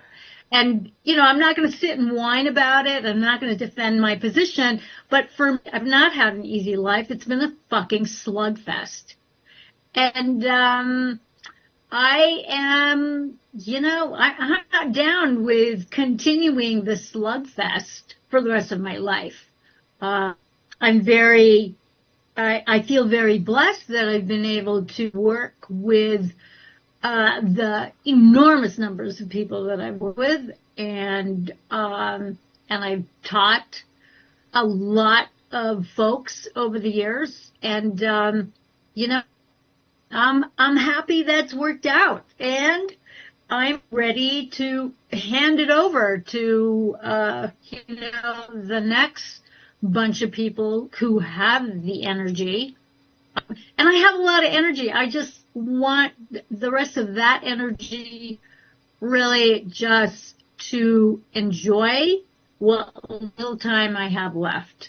However that is. And, do I continue doing things that I'm doing? Of course, but not to the intensity that it has been, Well, yeah. Like, it's just like I've only known you for a very short period of time, but I do know how long you've been in this game, and it's like like that ought to be for everybody, right?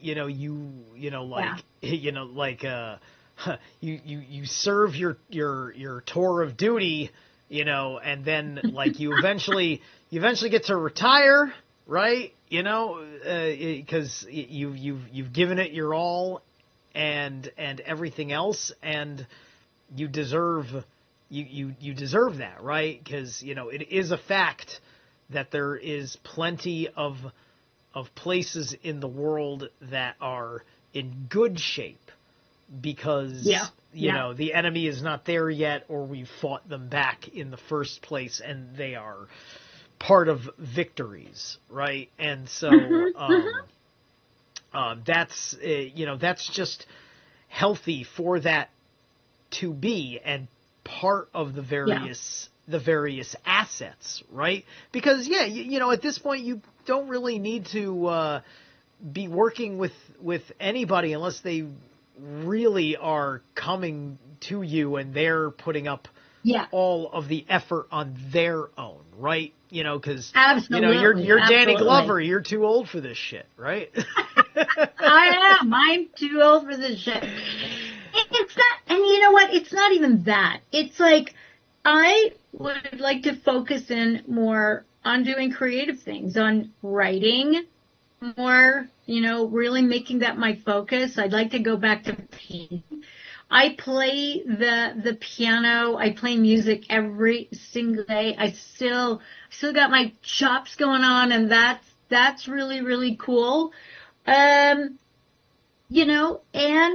it's time. It's just time for other people to step up in the capacity that I've stepped up. Mm-hmm. And I've got some really, really good people that I've trained who are ready and willing to do their thing. And so that's kind of cool. It's cool to have that kind of like legacy that you're leaving behind. And am I abandoning the movement? No, not at all. Right. I am.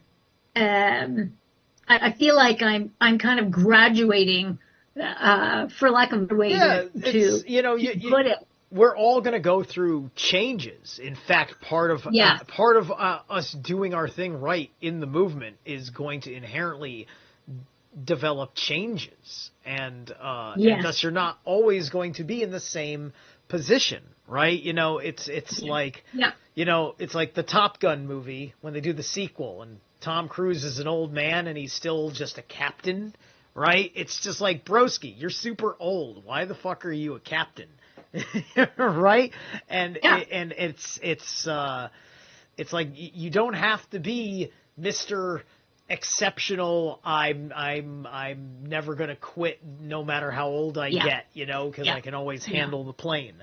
I don't have to battle. Because I tell you, when I think about the tens of thousands of hours that I have sat with survivors, and listening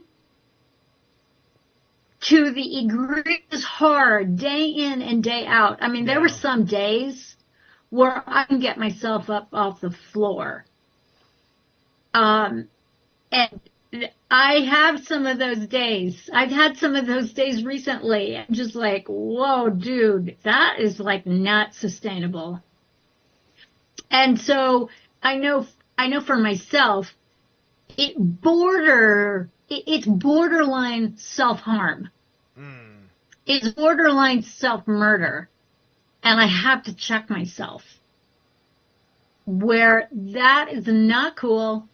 And it's not going to help anybody. If anything, it detracts, I think, from the frequency that I want to hold, the lineage that I hold. It detracts from that. So I'm very acutely aware these days of the, when my attitude sours and I'm, a ranting, crazy fucking bitch. Like people accuse Mark, I get that way and I'm like, whoa, okay, step away from the vehicle, move along. It's like, don't keep watching the train here. Let's refocus our attention. So I'm learning and transitioning to others. And so the writing is really, really important. Because it's one of my superpowers that really is an outstanding use of my time and energy. And I write the way I talk. So I think that's a good thing. And it's something that I actually enjoy to where I'm not like beaten down. You know what I mean? Because it takes a lot of energy to stay steady and uplifted amidst a shit show. And I'm fantastic at wielding reality, but I have to set some boundaries. Yeah. And do some things that are beneficial and uplifting for myself. Exactly. And, it'll all work. When these things happen, they're all bound to work. If we understand anything, right, we're living in a time where we age. And so when you age, you're not going to be 100% towards the end of a fully, realized life because, there's that physical breakdown, and thus you're not going to be able to, to keep up. That's just what happens. So obviously you need to be in a different kind of role in that respect. And that role may be so, that going into that role may birth like 1,000 students, right? It's just like you are there 1,000-fold because of the people that honor the work that you put out, right? So that's going to that's kind of part and parcel, right? It's just that when I was at Revolution Radio, there's a lot of guys that were there's the old guard in the scene, people that were part of various different whistleblowers and different kind of media types that had written books and their studies of things and everything else, and then torches get passed and people go into the lives they need to have. It's just like I had the chance to work on Revolution Radio and talk to Jordan Maxwell a couple of times, and I would always talk in terms of trying to bring better for Jordan, because I saw how Jordan had been exploited and abused under Very various much forms so. of covert harassment. And I was part of a Yes. number of efforts of being like, Jordan should talk to this guy and Jordan should talk to that guy. And eventually he, not just me, like, maybe me a little bit, but because of everything that was happening in the time that I was there and a part of it, a lot of us built a support group that protected Jordan, and he had a good life in the end. He got to live a good life despite the pandemic. He got to watch and see all sorts of different people having the different kinds of reactions to it that they did or whatever. And I just I feel like I've done him proud, to say the least. Outstanding. Yeah, tremendous contribution and effort part. Precisely. And so, like this hardcore level of talking about like this war, and like I said before, it's not like a literal war, but the threat of literal war is in the bag. Mm-hmm. And yeah, that's no way to live. And it's fine if you're nowhere near as being capable of being outwardly a warrior as such, but you gotta have the ability to transcend all sorts of things when it comes to certain things that you need to be supportive of each other for, yes, supportive for yourself for, and at least push the envelope a little bit among your peers, because at the very least, you want to test them because, you owe it to yourself to perhaps make a wise decision, and that perhaps they will mock you because they want to make a foolish decision and make you seem like the fool because they don't understand. Right? Yeah. And so these are just really important things, and I guess it just hits different when either you were the short end of the stick of the agenda or abused by the, like, I'm short end of the stick of the agenda, right? The unconscious parents going through the public school system, needing therapy, yada, yada, yada, right? Like, I went through all these different kinds of things, was never abused. I was just on what I call the short end of the stick. Right? You work with people that are abused. I believe you were abused yourself, right? Like yes. all of us, we went through different kinds of sufferings of what was so fucked up. A lot of those fucked up things that made us fucked up are not there anymore, but unfortunately, they got replaced with the downgrades that we've been seeing in emergence since we were talking about the millennials thing earlier. You know what I mean? Yeah. We're about 5 minutes, so we can start bringing this conversation to a close. So, what's some of the most essential stuff you just want to make sure you get out or reiterate since our discussion? And take a minute to talk about that, and then if there's nothing more to talk about, I'll make sure you get to promote all your things. Okay. The shadow work is so important. It's not just government is slavery.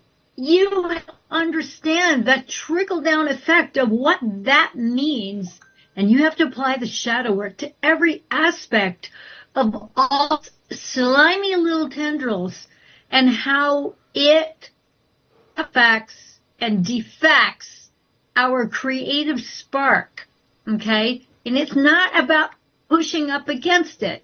You have to learn to think properly, apply natural law, and unpack the way all those slimy little tendrils have turned you into an order-taking slave, and what it's going to take for you to stop acquiescing for the sake of your comfort. Because that's a lot of the work right there. And it's not a one-off. It's not a one and done. It's a constant application, and you have to be radically honest about what you're up to, what you're not up to, what you are willing to sacrifice, because it's going to cost you. Yeah, Freedom is going to cost you everything you hold dear. And if you think it isn't, then you're lying to yourself. You're full of shit. You don't want freedom. You want something that isn't freedom. Yeah. And so the shadow work bite you aspect in of the it, ass. I can't stress it enough. Yeah. It's going to be comfortable in the immediate, but it'll bite you in the ass when it wants to take you, right? And you won't know what to do. You won't know what to do with it, because if you don't do if you don't do that shadow work, you will easily succumb to peer pressure tactics, shame tactics, and the fear. Absolutely. And the fear that you will not have the quality of life that you really deserve because of the potentials of becoming outcast and isolated and whatever, right? Yeah. You know? Your friends and family, they're not going to like a lot of what you're up to. I guarantee you. and it's funny, because if you're okay about being the butt of a constant joke in your family and friends, social circles, because you're surrounded by a bunch of NSPs, narcissists, sociopaths, psychopaths, or NPCs, you're going to be. But if you're looking to those people to buoy you up and give you a sense of worth and a sense of accomplishment and a sense of approval, stop it already. You're going to have to grow up on that one, because it's not going to happen. If you stick with the principles. Some of us are lucky where they've managed to materialize that, but I'd have to say, and you were way ahead of the game, and materializing from parents who actually did the shadow work before they conceived you. My hat is off to you. Good on you. But unfortunately, not a lot of us have that right. under our belts when we first come into this reality. So and you know what, they're gonna laugh. Yeah, they're gonna. People are gonna laugh at you, but you give it a year. In a year, because of the wisdom and the strength that you found in doing this, they will not be able to laugh. It won't, because it'll be like there'll be nothing to laugh at, because you within a year of doing this kind of work and the benefits, the internal transformation, the person that they were laughing at doesn't exist anymore, right? So they have to laugh at this person that now loves and respects themselves, and it doesn't really work. That's why I have the attitude against trolls that I have. So Marja, please throw down the website, the YouTube channel, any upcoming projects or interviews you got, whatever. You of course you're invited to be on. I talked about I've been talking on the channel a little bit about the Tom Althouse interview coming up. I look forward to that. And we want to have you on our very, very tight. We're going to keep it a tight panel. So there might be one other person, but it's going to be you, me, and Derek talking to the original author of The Matrix, aka The Immortals. So I'll throw that promo out there. That is exciting. That's exciting. It's super exciting. We're just waiting to hear back. That's about one of the most exciting things around. Yeah, dude. Like I tell you, if there was ever a fucking writer in Hollywood that I ever wanted to fucking meet, it would have been who wrote The Matrix. And thank God it was never the Wachowskis. Yeah. Yeah. That's a whole other, what?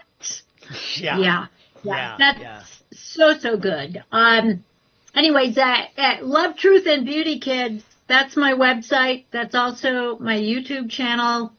You can find all my stuff on the website and on YouTube. Very, very clear, very, very simple. And you can ask me questions, anything you want.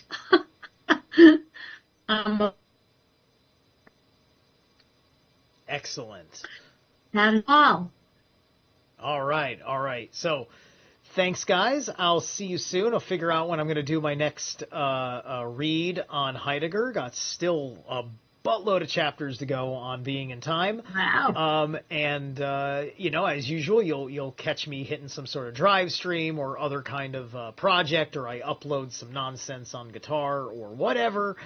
So I will see you in a little bit. I'm going to do the end screen over here, and then I'm going to say goodbye. Love.